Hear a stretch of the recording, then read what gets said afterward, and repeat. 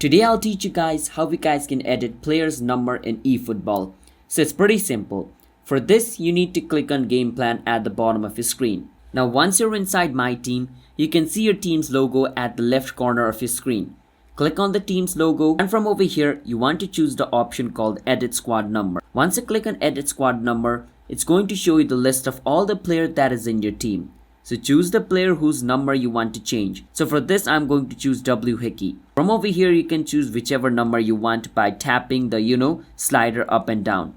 Once you do that, click on done, and your player's number will be changed just like this.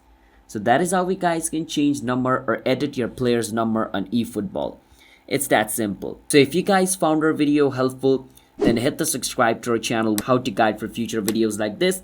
I'll see you guys in my next video. If you guys have any question related with eFootball, ask me in the comment. I'll see you guys next time. Bye bye.